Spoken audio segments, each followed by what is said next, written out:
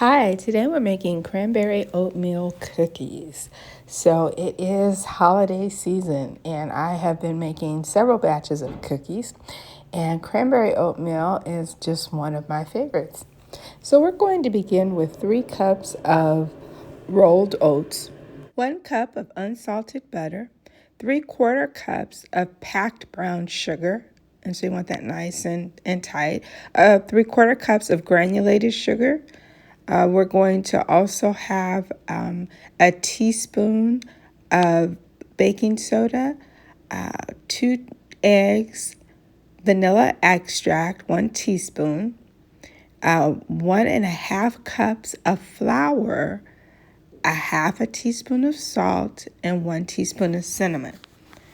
And then we'll add a cup of dried cranberries. Next, we'll begin with the softened butter. We're going to place that in a bowl and add in the sugars. So the granulated sugar as well as the brown sugar. We will then mix in the vanilla and add the eggs last. To those ingredients, we're going to add the baking soda. We'll also add the salt, the pinch of salt, as well as the cinnamon. And we're going to mix that in together and then gently kind of add in the flour.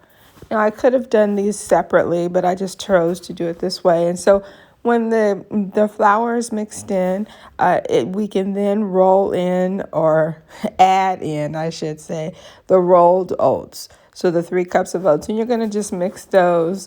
And the very last thing that you add are the cranberries. So then you add the cranberries to the mixture, and I actually chill it so that it will just for about 15 minutes in the refrigerator so that the dough will get cold. I notice that the cookies come out a little better, but we'll serve them or we'll scoop them in these small rounds, and I use my parchment paper and then bake them at 350 degrees for about 11 minutes, and you have your cranberry oatmeal cookies.